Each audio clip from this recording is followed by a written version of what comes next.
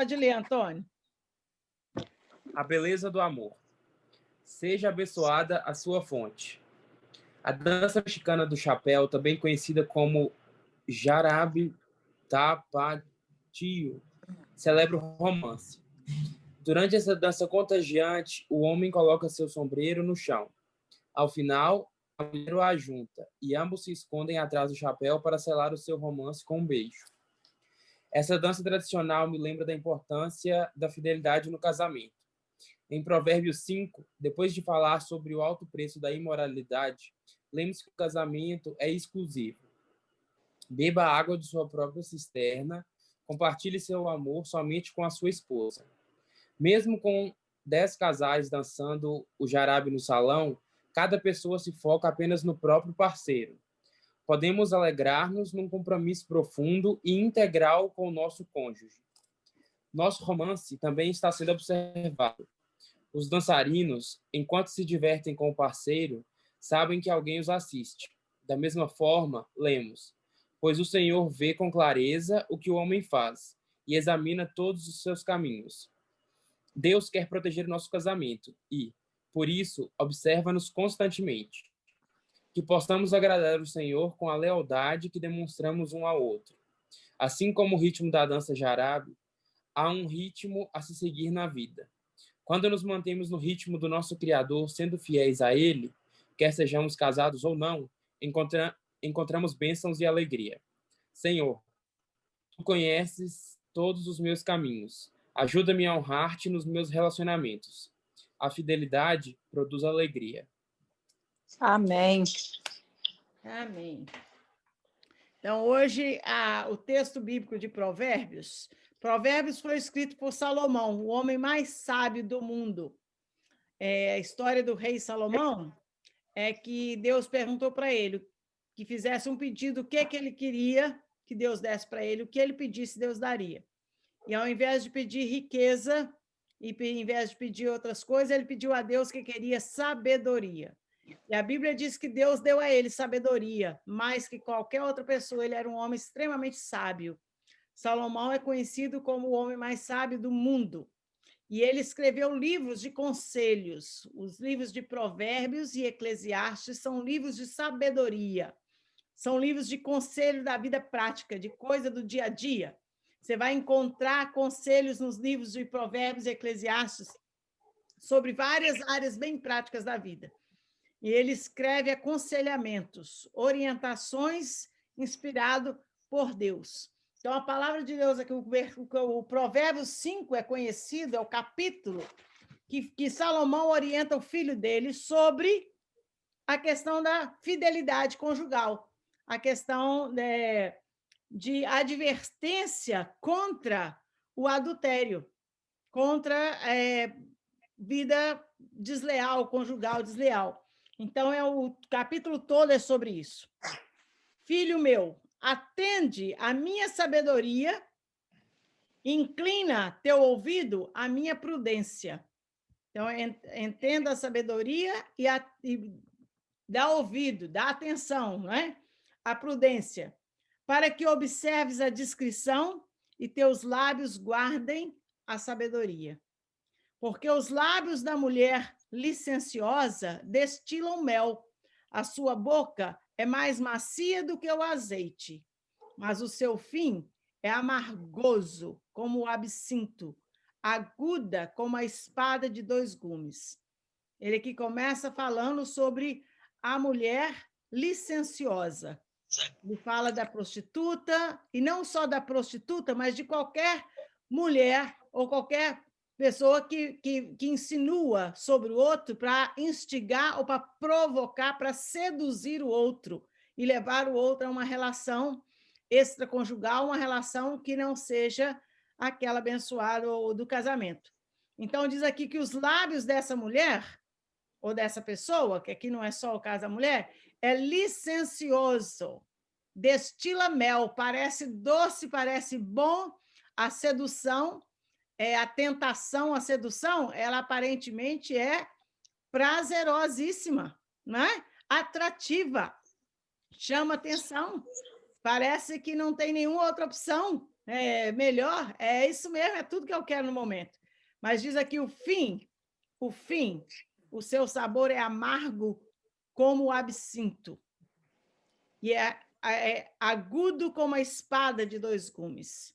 É algo amargo, é algo que faz mal, que traz, que quebra princípios eternos. Isso te faz muito mal para a sua alma, para o seu espírito, e traz consequências desastrosas, não só para a sua vida pessoal, como para o seu casamento, para o seu relacionamento, para a família.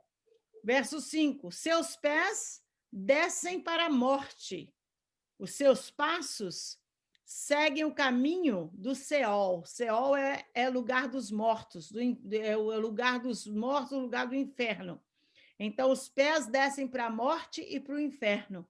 Ela é cheia de destruição. Esse é o objetivo. Esse é o propósito final, né? É levar à morte e à destruição.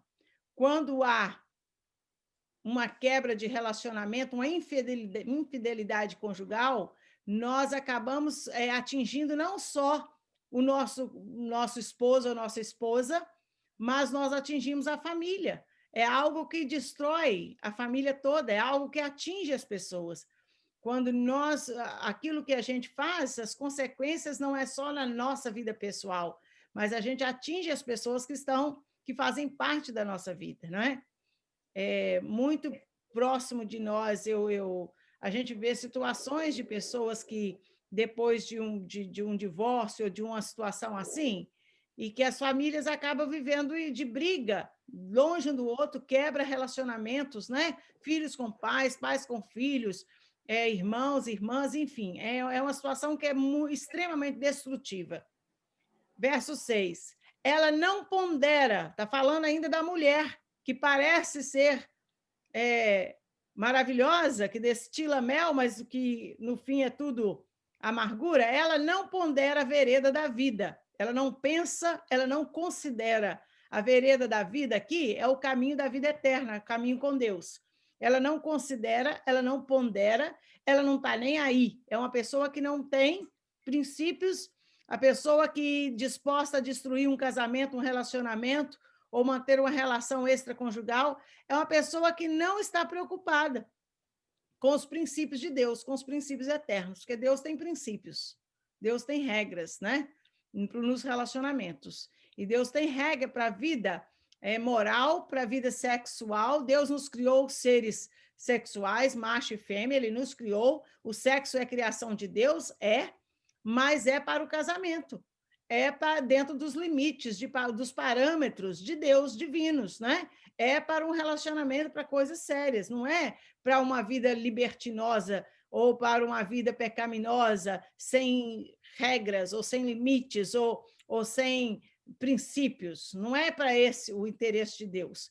E quando é parte para esse princípio aí, a gente acaba quebrando princípios divinos e acaba entrando por uma área onde Satanás se aproveita, porque é a intenção dele, ele usa demais, o diabo usa demais a área sexual para poder destruir as vidas, para poder embaranhar ou enredar as nossas vidas, as pessoas, em coisas que nos afastam de Deus, porque é algo extremamente tentador, porque traz prazer para a nossa carne, para o nosso lado carnal. Então, é muito fácil a pessoa arrumar justificativa de todo jeito para achar que tudo bem, que eu posso fazer isso. Todo mundo faz. Lembra que eu falei? Todo mundo faz, mas eu não, porque eu sou de Deus, eu sou separada para Deus. Todo mundo pode, mas Deus diz que eu não posso, então eu não posso, porque eu não sou todo mundo, eu sou de Deus, eu quero Deus. Todo mundo faz, mas eu não, porque eu entendo a palavra de Deus, eu entendo os princípios estabelecidos por Deus na palavra dele. E quando eu quebro esses princípios, eu estou quebrando meu relacionamento com Deus. Tem pessoas que falam que o pecado de Adão e Eva lá no Jardim do Éden foi a relação sexual, e não é verdade. O comer do fruto não foi o relacionamento sexual deles, porque foi Deus quem criou o homem e a mulher seres sexuais. Não foi essa a questão. O fato de quebrar, de comer o fruto, era só mesmo quebrar. Deus falou, não faz isso, e eles fizeram. Eles quebraram um princípio estabelecido por Deus.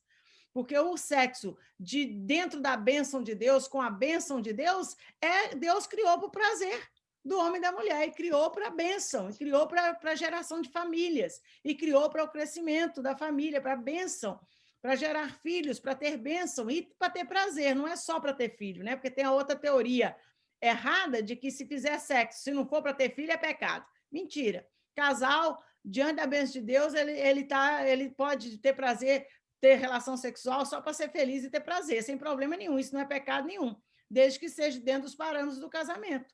Porque fora disso, realmente é contrário aos princípios estabelecidos na palavra de Deus. E tem várias passagens bíblicas que nos mostram isso com toda clareza. E aqui, então, está dizendo, essa pessoa não pondera a vereda da vida. Os seus caminhos são incertos. E ela o ignora. Ela ignora totalmente as coisas de Deus, a vereda da vida. Verso 7. Agora, pois, filhos, dai-me ouvidos, e não vos desvieis das palavras da minha boca. Ele está dizendo, olha para a minha palavra, olha para a palavra de Deus. Não se desvie da palavra de Deus. Verso 8.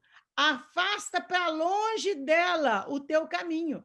Sai do caminho dessa pessoa que está querendo te conduzir, te seduzir, te levar a uma vida pecaminosa. Sai, foge dessa situação. E não te aproximes da porta da sua casa. Tem uma história bíblica linda, que é a história de José, que está lá em Gênesis. Nós vamos falar sobre ele, eu acho que já na próxima lição de estudo bíblico, a gente já vai falar de José. José foi escravo, foi levado como escravo para o Egito. Ele foi trabalhar na casa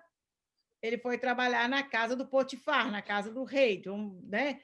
E ele era muito bom em tudo que fazia. A mulher desse cara se encantou por José e seduziu ele e quis ter relação com ele. Ele, quando viu a situação em que ele estava, ele era só um escravo e ela seduzindo ele, querendo ter uma relação com ele, então, diz a palavra de Deus que ele fugiu. E ao fugir, a capa, uma parte da roupa dele ficou para trás, porque ela agarrou ele, e ele fugiu e deixou a capa para trás. Por que José fugiu? Por que ele saiu correndo? Por que ele não ficou lá tentando conversar com ela e convencer ela de que aquilo estava errado? Porque quando é tentação, a gente tem que fugir. A Bíblia manda a gente fugir da tentação. Manda a gente resistir o diabo. Uma coisa que é demoníaca, você resiste e bota o diabo para correr, e ora e repreende e manda ele correr. Mas quando é tentação, envolve a nossa carne, envolve a nossa parte carnal, que nós temos desejos físicos, desejos carnais. Então, quando envolve essa parte, você não pode ficar lá tentando resolver que você vai conseguir ser forte o suficiente para falar não. Se você fica lá sendo forte, tentando falar não, mas está no lugar do fogo, você vai se queimar. José sabia que se ele ficasse ali com aquela mulher mais tempo, ele ia cair no pecado, que ela ia seduzir ele.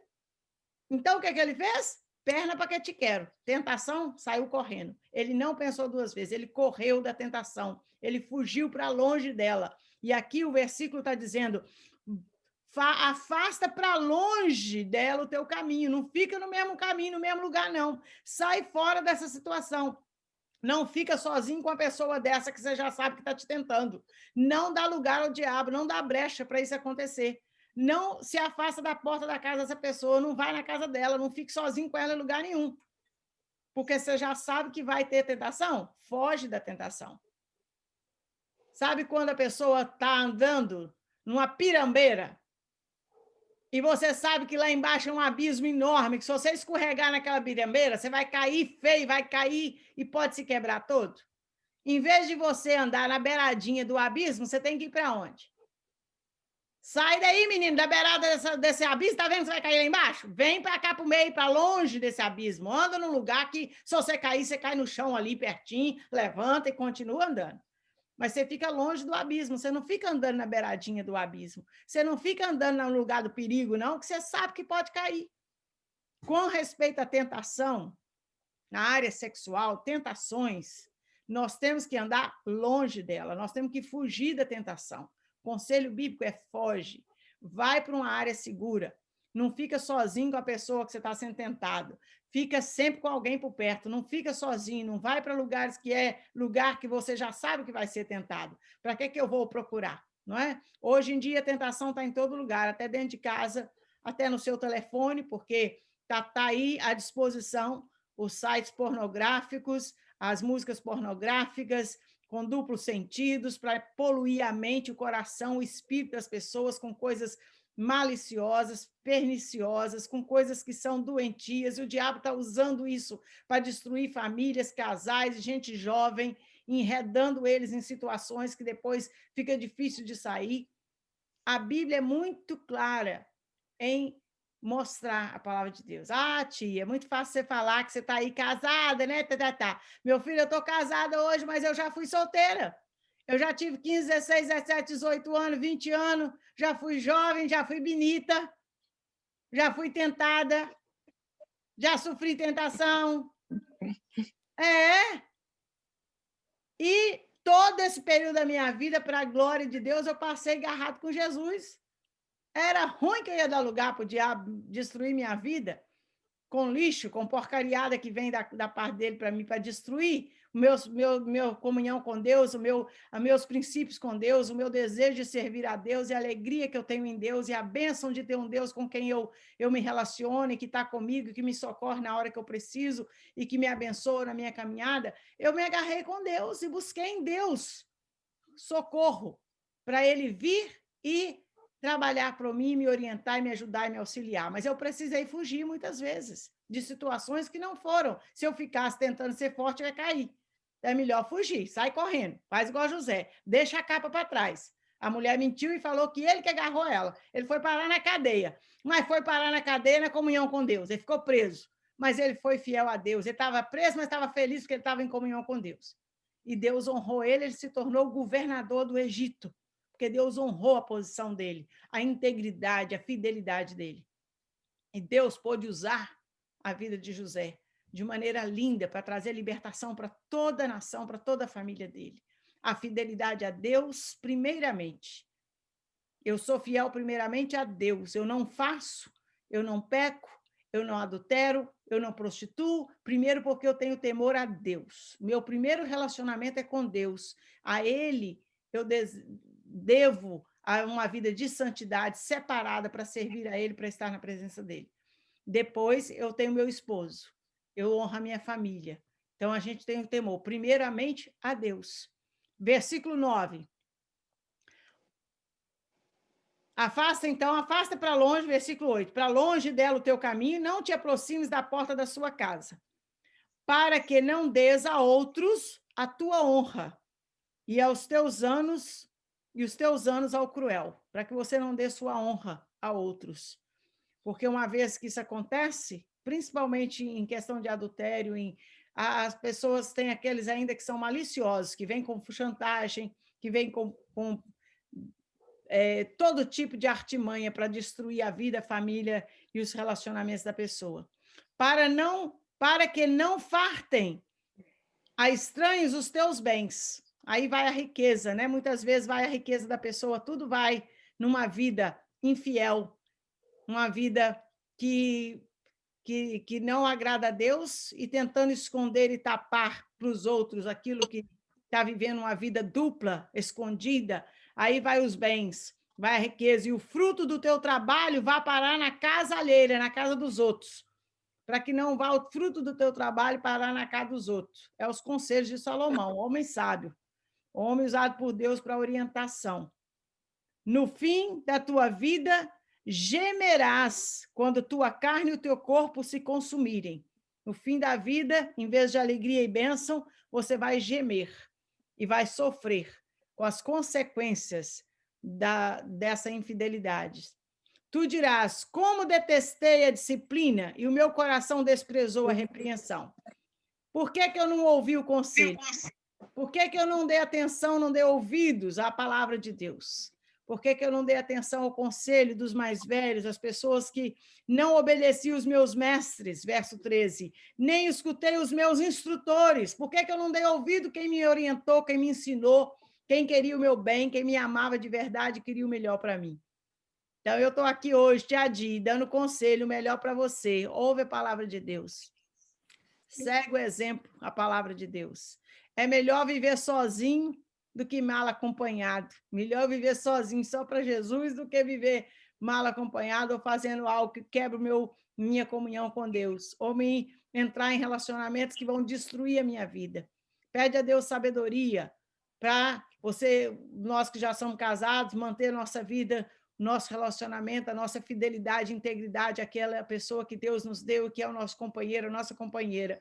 E para você que está solteiro, pede a Deus sabedoria para escolher a pessoa certa, peça a Deus direção, orientação dele. Não é errado falar com Deus sobre a sua vida sexual e orar e conversar com ele. Você tem tentação? Fala com Deus, pede a Deus ajuda, conversa com ele, pede a ele orientação, pede a ele que arruma uma pessoa para você, que seja seu parceiro, sua companheira, que seja a pessoa que você vai ser um esposo ou esposa que de Deus para a sua vida. Ore e converse com Deus sobre isso. Deus tem interesse na nossa vida. Deus se preocupa com a gente. Deus tem interesse da gente ter uma família abençoada e feliz. Deus tem interesse em que a gente tenha relacionamentos sadios, relacionamentos abençoados, relacionamentos que tem diálogo, que tem conversa, que tem carinho, que tem afeto, que a gente é feliz, que a gente tem companheirismo. Deus tem interesse nisso. Deus se preocupa com isso, mais do que ninguém, porque ele, a ideia de família, de casamento, é a ideia de Deus. Se tem alguém preocupado em abençoar e nos guiar nesse sentido, é Deus. Ele tem interesse nisso. No versículo 14 diz: quase cheguei à ruína completa no meio de toda a assembleia, ou seja, no meio de todo, publicamente. Quase que isso veio tudo a público. E quase que cheguei a destruição e ruína completa. Quantas pessoas que chegaram a um escândalo público, né, e que acabou destruindo e afetando tantas pessoas por causa de coisas desse tipo. Verso 15, que é o mais citado no Pão Diário hoje, no comentário que o Antônio leu, diz: bebe água da tua própria cisterna e das correntes de teu poço.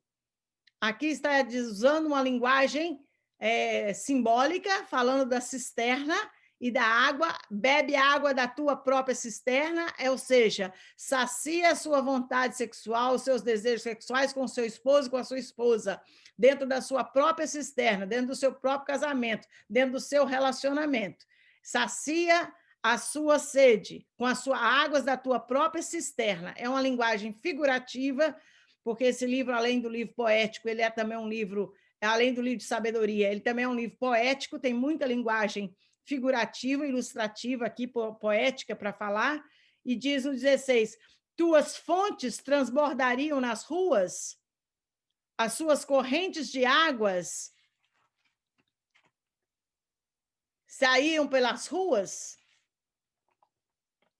o seu prazer, a sua alegria, o seu relacionamento vai para as ruas, para as pessoas que não estão dentro da sua casa, que não é a sua esposa, o seu esposo, para uma relação extraconjugal, para uma relação furtiva, uma relação que quebra princípios divinos, elas sejam apenas tuas e não para os estranhos juntamente contigo. Verso 17 aqui menciona situações e a gente vê que não é só de hoje, que tem as orgias, tem casais aí que acham moderno chamar outra pessoa para ter relação sexual com outro casal, misturado com casal, convidar parceiro, ou terceiro, ou quarto, ou quinto para entrar, para poder fazer a coisa ser mais alegre, mais dinâmica, mais sei lá o quê, mais até qualquer que seja o nome que eles dão para essa porcariada aí, isso tudo chama pecado. Pecado. Está contra os princípios divinos estabelecidos por Deus. Chama-se prostituição, chama-se adultério. São palavras que estão na Bíblia e podemos mostrar várias passagens bíblicas sobre isso. Que não sejam para estranhos juntamente contigo, que seja água da sua própria cisterna. Você pode ser feliz e ter prazer e manter um casamento alegre, saudável, uma relação saudável por muitos anos e abençoada, se você investir no seu casamento. É preciso investir, sair da mesmice, dar atenção um para o outro, manter o carinho, manter o romance, manter a dedicação um para o outro, manter palavras doces, sair junto, passear junto, fazer programação especial, esposo e esposa.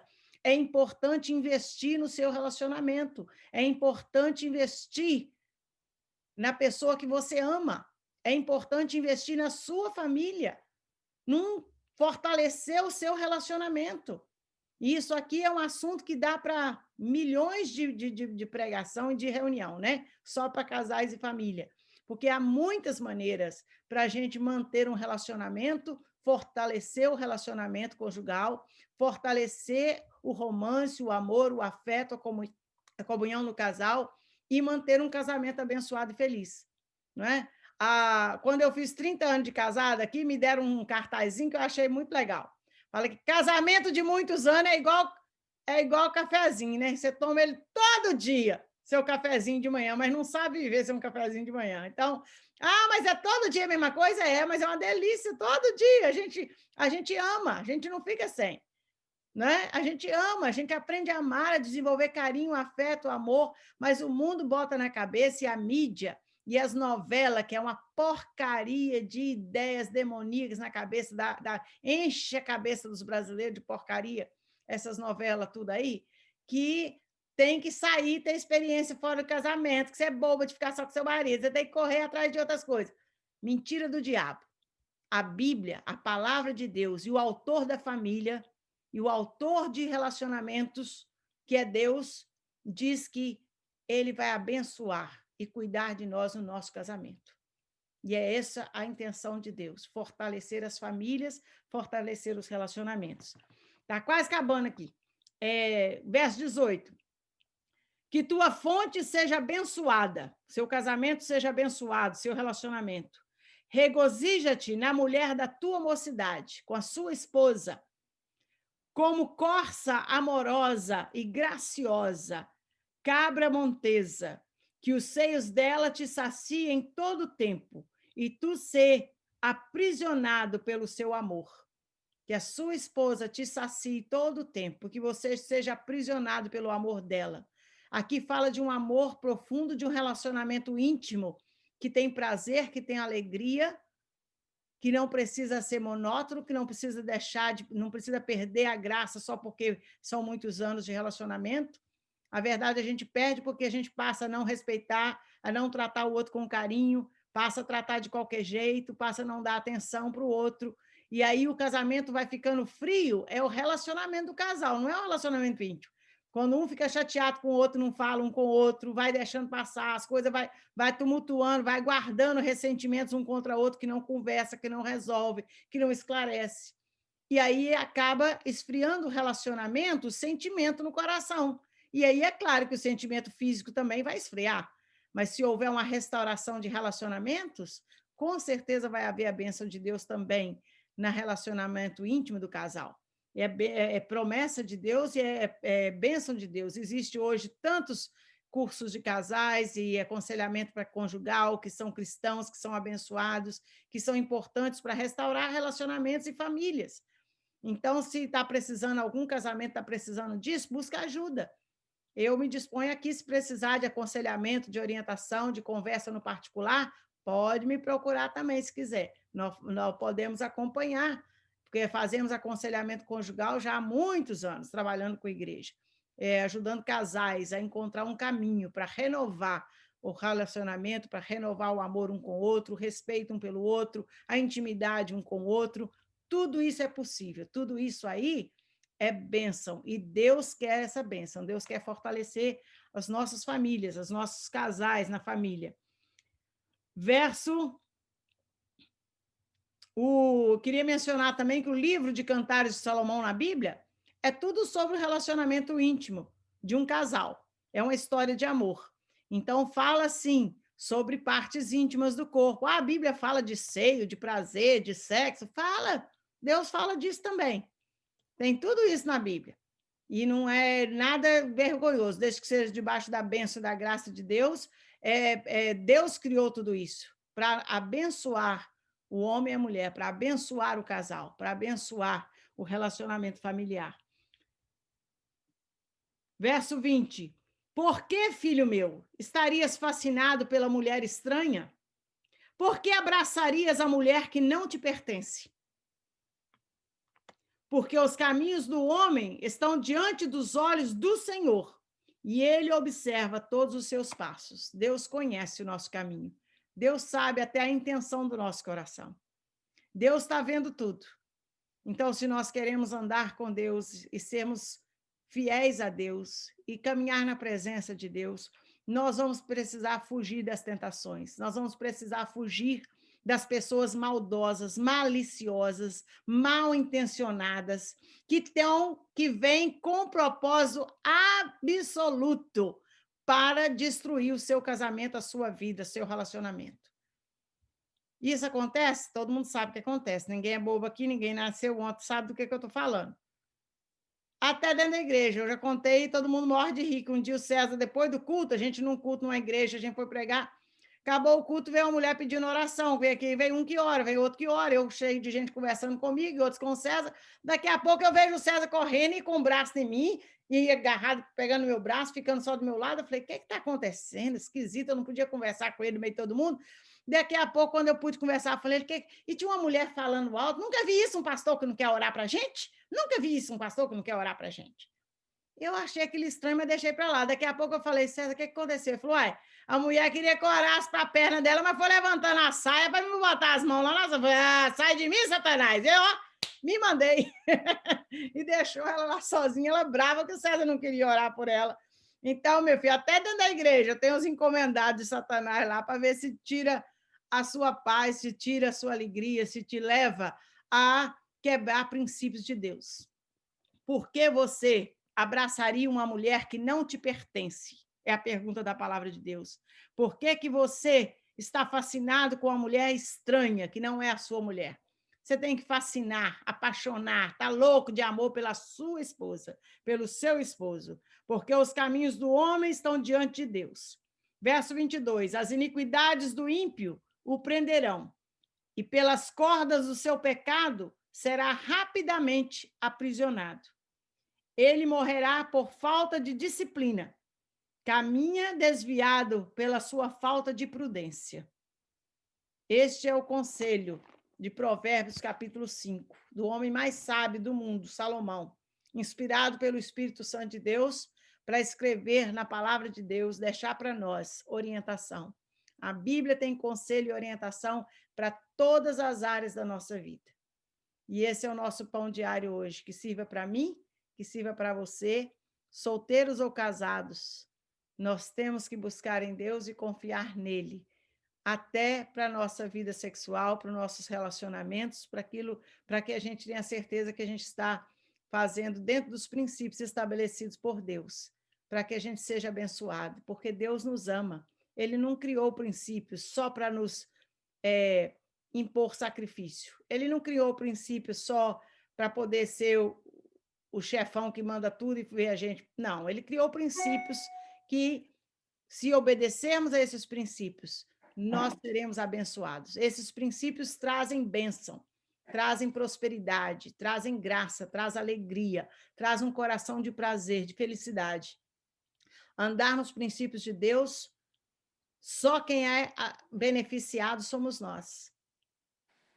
Eu louvo a Deus porque eu dei ouvidos a Deus, a esses princípios de Deus, desde os meus 15 anos, que eu fiz um compromisso sério que me batizei, mas até desde os 10 anos de idade, quando a gente foi morar em Valadares, que a gente tinha vizinhos lá que falavam, que ensinavam a palavra de Deus, eu comecei a ouvir a palavra de Deus e comecei a ler a Bíblia. Eu ganhei a minha primeira Bíblia, eu tinha 10 anos, e eu comecei a ler a Bíblia, eu tinha 10 anos de idade.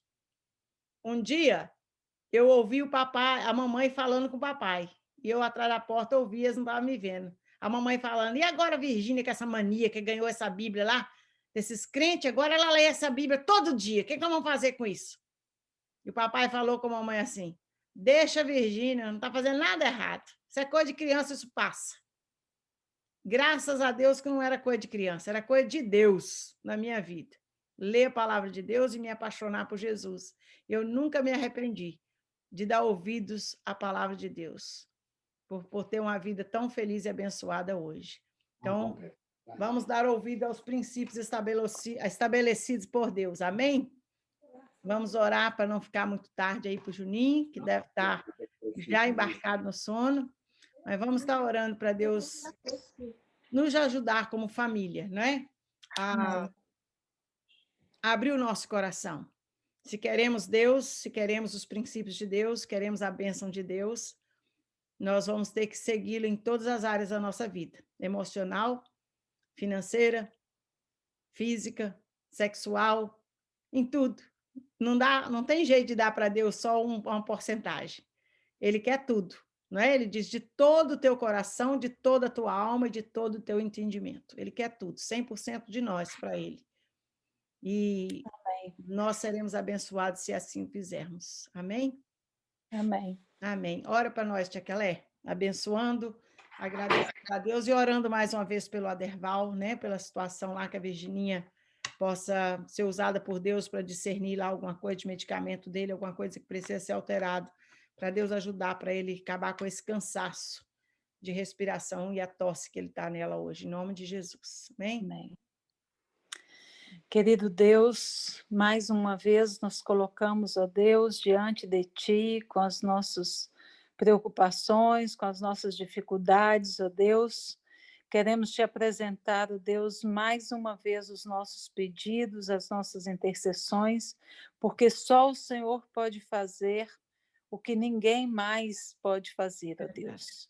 E por isso, nessa hora, nós Te apresentamos a vida do Aderval, Senhor. Tu sabes, ó Deus, o motivo, a razão dessa tosse, o porquê desse desconforto, ó Deus querido. O Senhor conhece cada célula, cada parte do corpo do Aderval que o Senhor fez, o Senhor formou, o Senhor que criou. O Senhor conhece o coração profundo da alma, Senhor, os anseios, as necessidades, ó Deus, os desejos, os pensamentos, ó Pai. O Senhor sonda cada detalhe, ó Deus, da vida do Aderval. E por isso nós te pedimos, Senhor, vá até a raiz do problema, até onde, ó Deus querido, está a causa, Senhor, desse cansaço e dessa tosse, ó Pai, e dessa dificuldade ainda para respirar. Pai amado, Tu és o médico dos médicos, ó Pai. E nós te pedimos, Senhor, dê sabedoria aos médicos,